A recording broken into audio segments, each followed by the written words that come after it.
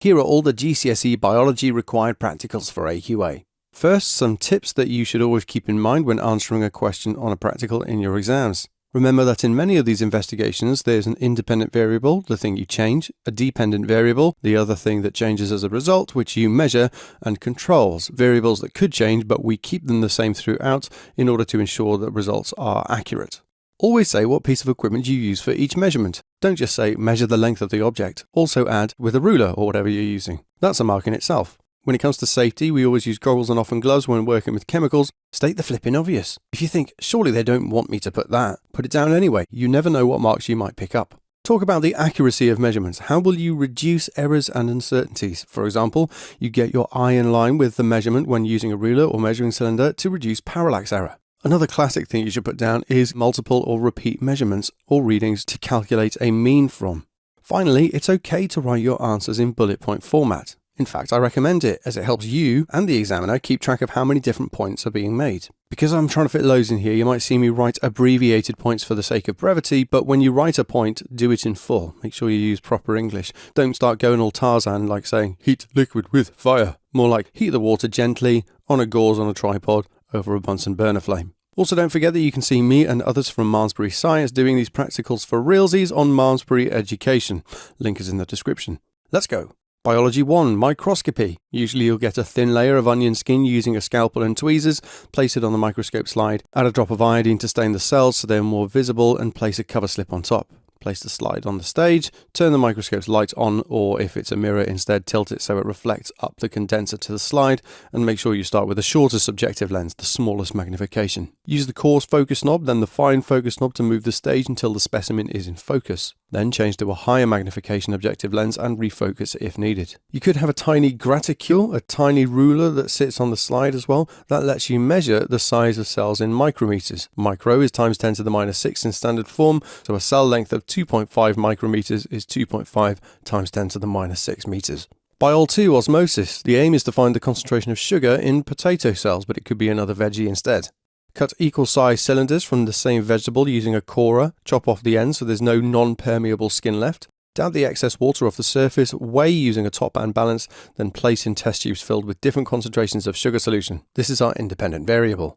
After a set time, say a day, we remove them, dab off the excess water again and re-weigh. Calculate the percentage difference in mass for each cylinder. This is our dependent variable. Some will have a positive change, some negative. Plot these against solution concentration and you should get a straight line. Where the line of best fit meets the x-axis is the concentration at which no osmosis occurs. No water moves in or out of the cells, so that must be the same as the concentration of glucose in the tater cells themselves.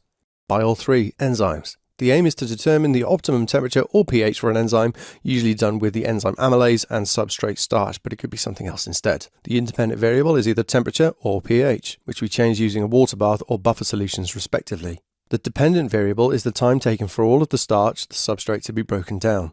Measure out a set volume of the amylase and starch solutions using a syringe or measuring cylinder, then mix together and start your timer. Every 10 seconds, remove a bit of the mixture and put a drop in the spotting tile dimple that has iodine in. It will turn black initially, showing there's still starch present. It hasn't been completely broken down yet. Repeat this every 10 seconds until there is no color change at all. That's the end point. Record this time. Repeat these steps using different temperatures thanks to the water bath, and measure the temperature with thermometer, in the test tube itself of course, or we change to a different pH buffer solution. Plot the time for each against temperature or pH and draw a line of best fit, which will be a curve. We say the optimum temperature or pH is between the two lowest points.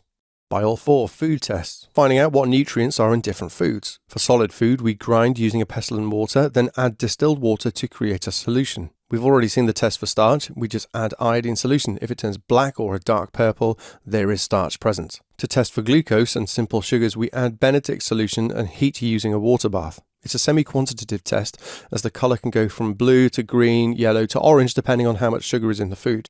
Birouette's reagent will turn from blue to purple in the presence of protein. To test for fats, that's lipids, we add cold ethanol and leave it for a minute, then add this to a test tube of water. If the solution goes cloudy, that's a positive test for lipids.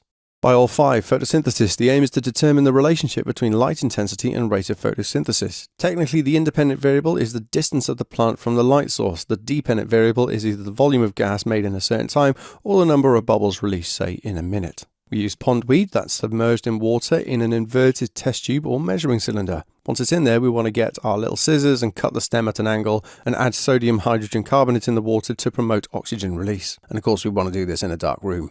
We measure the distance between the light source and pondweed using a meter rule, turn on the light, and wait, say, a minute for the pondweed to acclimatize, for the photosynthesis to reach a constant rate. Then we start counting bubbles, or we measure the volume of oxygen made. We repeat this at different distances, then plot bubbles or volume of oxygen made against distance. You should end up with a curve that looks something like this. This is because light intensity follows an inverse square relationship with distance. That is, if you double the distance, the light intensity quarters, and therefore the rate of photosynthesis should too. Biol 6, reaction times. Nice and easy, we just hold a ruler between your lab partner's finger and thumb with the 0 mark in line with them and drop it without warning, and they grab it as fast as they can. The reaction time can be calculated using one of Newton's equations of motion, rearranged as T equals square root of 2s over a, where s is the distance in meters, which you'll need to convert, and a is the acceleration due to gravity, 9.8 meters per second squared. Or you might be given a conversion table instead. Don't forget to do repeats and calculate means for this one, but it is worth remembering that a person will get better over multiple tries.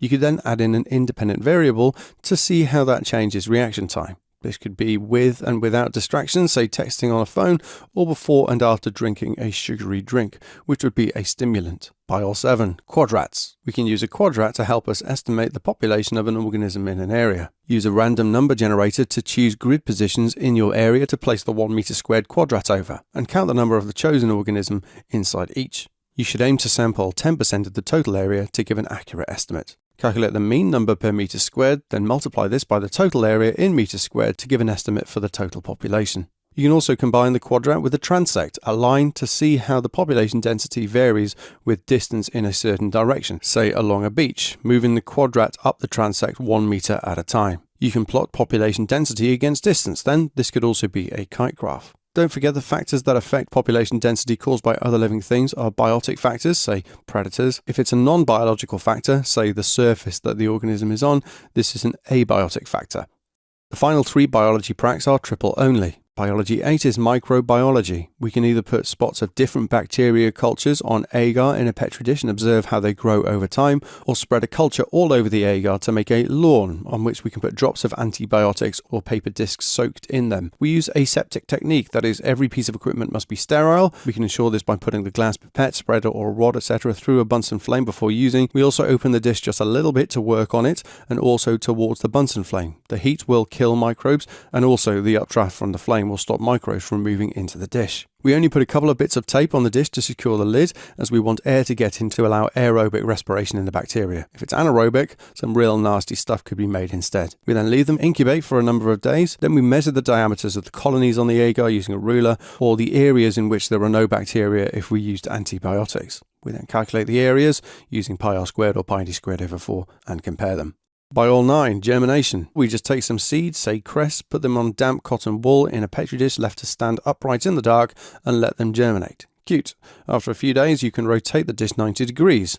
After another few days, you'll be able to see a bend in the roots. This is because of geotropism, the fact that roots will always grow downwards. You could also let a small amount of light into where the dish is, and you'll be able to see their shoots growing towards the hole. This is due to phototropism.